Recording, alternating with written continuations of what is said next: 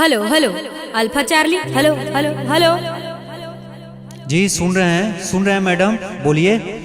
सर मैं पुंज के क्षेत्र से बोल रही हूँ। यहाँ कुछ घुसपैठी आतंकवादी पाकिस्तानी कार लोग घुसपैठ कर चुके हैं और हमसे लगातार फायरिंग कर रहे हैं। कुछ उपाय कीजिए सर, एक कंपनी को भेजा जाए यहाँ पे। कम से कम एक कंपनी यहाँ पे जरूरी है, बहुत जरूरी है। तो ठीक है मैडम, आप लोग कितने आदमी हैं? हम लोग 8-10 लोग हैं, बाकी हमारे जो भी साथी थे सारे लोग शहीद हो चुके हैं सर। ठीक है मैडम, ओके ओके, हम अभी बता देते हैं। ठीक है सर, अभी हम लोग 10 कमांडो के साथ लड़ रहे हैं। ठीक, आउट। हम एक हिंदुस्तानी 100 पाकिस्तानी पे हावी हैं। सोचो वो 500,000 के संख्या में लोग हैं साथियों, फिर भी हम लोगों को डरने की कोई बात नहीं है। हम 10 ही काफी है इन पाकिस्तानियों को छक्का छोड़ाने के लिए, समझा? याद कर लो वो कारगिल का युद्ध जो कि टाइगर हिल और LOC पे हम लोग झंडा गाड़े थे। और अपने आप को जगाने का दिन है। धरती माँ को अपने आबरू को बचाने का सवाल है। पूरी ताकत से हमला करो। 5 जवान दाहिने से कवर करेंगे, 5 जवान बाएं से। ओके मैडम, आज अपने धरती माता के लिए शहीद भी होना पड़े, जान भी देना पड़े, तो उसके लिए हम एक कदम भी नहीं पीछे हटेंगे और थोड़ा सा भी हिचकी नहीं लेंगे। जय माँ काली, हर हर महादेव, जय माता दी।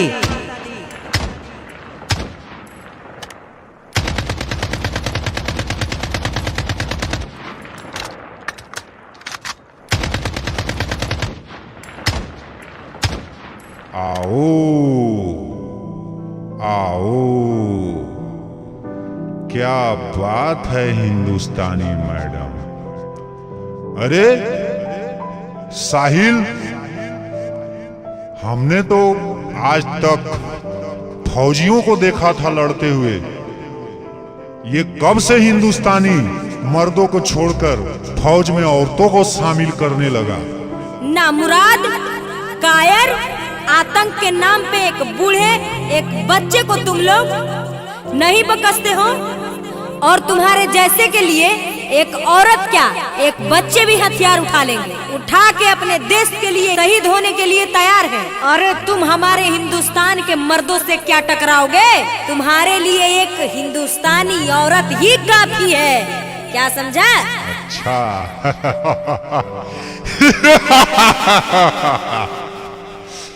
सुन रहे हो साथियों, घेरो इसको, बानो। आज बताते हैं कि पाकिस्तान की खून में कितना उबाल है।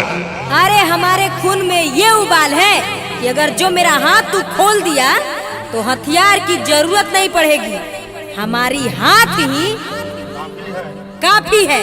और यही तुम्हारी सर्वनाश की 2 मिनट ही काफी है। अच्छा ठीक है, हमें बेवकूफ समझे हो? हम तुम्हारे कश्मीर को कब्जा करने के लिए आए हैं, तुम्हारे जैसे के लिए हम टाइम वेस्ट करने के लिए नहीं आए हैं यहाँ पे। बताओ आखिरी इच्छा क्या है तुम्हारा?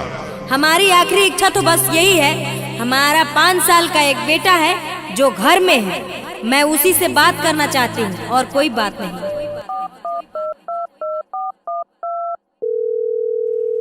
हेलो। हाँ मम्मी, प्रणाम मम्मी। कैसी हूँ मम्मी? मैं ठीक हूँ बेटा, तुम कैसे हो? तो मैं भी ठीक हूँ मम्मी। काफी दिनों से तुम्हारा फोन नहीं आया। बेटा मैं ड्यूटी में बहुत परेशान थी, ड्यूटी लगातार ऑपरेशन चल रहा था बेटा, इसलिए मैं बात नहीं कर पा रही थी। हमें तुमसे कुछ जरूरी आज बात करना है बेटा। तो हाँ मम्मी बोलो ना, क्या जरूरी बात करना है? अगर हम कभी अपने भारत माँ के लिए बेटा वीर गति या कभी शहीद भी हो जाते हैं बेटा, तो हमसे तुम वादा करो, जिस तरह तुम्हारे पिताजी देश के लिए शहीद हुए, उसके बाद तुम्हारी माता ने, तुम्हारी माँ ने देश के लिए वर्दी को धारण किया और अपने देश के लिए मरने और मारने के लिए तत्पर है, इसी तरह तुमको भी वादा करना पड़ेगा बेटा। इस फौज में आकर अपने भारत माँ को तुम सेवा दोगे बेटा, ये तुम मेरे से वादा करो। हाँ मम्मी ठीक है।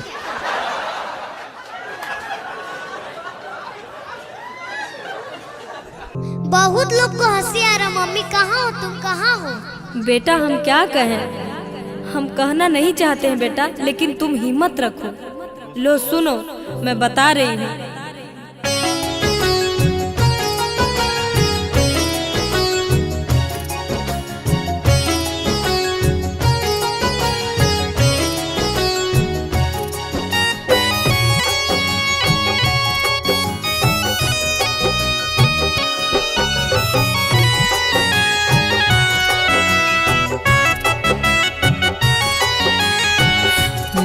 बॉर्डर पे कर रही थी ड्यूटी सवेरा में, बॉर्डर पे कर रही थी ड्यूटी सवेरा में। फंस गई हूँ बेटा आतंकवादियों के घेरा में, फंस गई हूँ बेटा आतंकवादियों के घेरा में। रखना ख्याल बेटा रहना अपने डेरा में, रखना ख्याल बेटा रहना अपने डेरा में। फंस गई हूँ बेटा आतंकवादियों के घेरा में, फंस गई हूँ बेटा आतंकवादियों के घेरा में।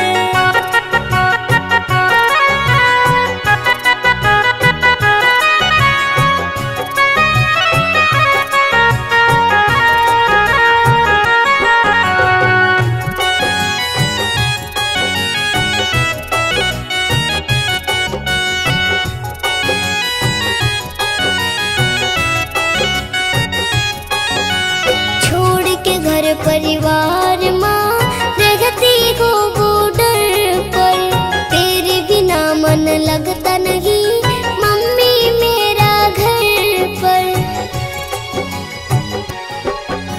छोड़ के घर परिवार माँ रहती हो बॉर्डर पर, तेरे बिना मन लगता नहीं मम्मी मेरा घर पर।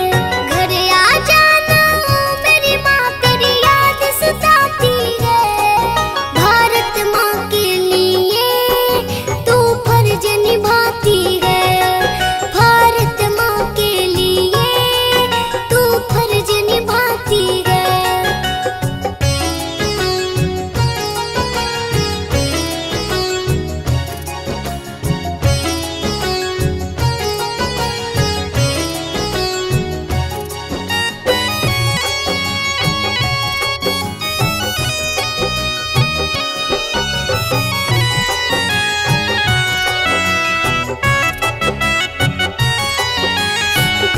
के खातिर सेवा करना ये हम सबका फर्ज है, जिस मिट्टी से जन्म लिए हम उस मिट्टी का कर्ज है। देश के खातिर सेवा करना ये हम सबका फर्ज है, जिस मिट्टी से जन्म लिए हम उस मिट्टी का कर्ज है। वादा कर तू बेटा तन पर वर्दी चढ़ाएगा, दुश्मन का